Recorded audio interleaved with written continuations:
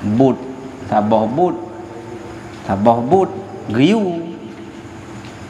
Tapi ia tu bak tapu but-butnya nasifut yang gelarang.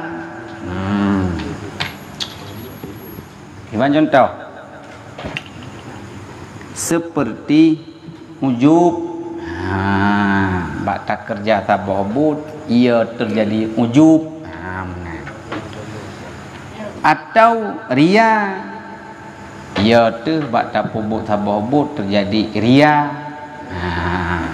Yang pakriban pubek tapu but-butnya ia terjatuh ria. Pubek tapu but-butnya ia terujub. Kau mana masalah sih? Jawab. Tidak mengapa atas engkau bak jatuhnya atas engkau. Hana buku. Tidak mengapa atas engkau bak terjadinya atas engkau, dengan catatan daripada ketiadaan kasat baginya. Hana ni tu jika engkau takut, ulang long. Ya tu jika engkau takut, atas apa takut? Jatuhnya, mana jatuh? Terjadinya daripada engkau atas sifat yang ditegah daripadanya sifat.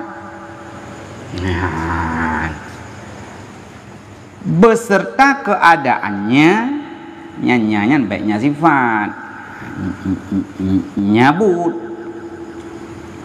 Beserta keadaannya but disuruh dengan dia but. But geyu, sifatnya gedam. Tapi je bersamaan jidu. Mana sifat yang takut gedanya terjadi, yang sifatnya gelarang lagama. Seumpama ujub. Ini ujub kan bakbut. Kan hidup gerau ujubnya. Ujub heran. Gimana ujub? Heran terhadap diri sendiri, pakan long kepubutaan. Heran long. Kenapa? Manalah kira-kira yang ujub. Yang kedua seperti ria. Ria tak ibadat, tak pubut ibadat bukan karena Allah. Itu kan ria. Kah mungkin pada duduk ria. Terjadi ria kan pada duduk karya kan apa ni nah. Bak but sih. Bak ibadat. Bak but yang namanya ibadat. Ria ke? Bersamaan, beserta. Yang pakibat. Jawab. Maka tiada mengapa hana pupu atas engkau bak jatuhnya, bak terjadinya atas engkau daripada ketiadaan kasat baginya. Hana tanit bak tapubut ibadah cit berselain Allah. Hana tanit tapi terjadi. Takut terjadi. Takut tu terjadi ria bak ibadah. Tapi hana tanit, hana tak kasat kah, hana tak rencana.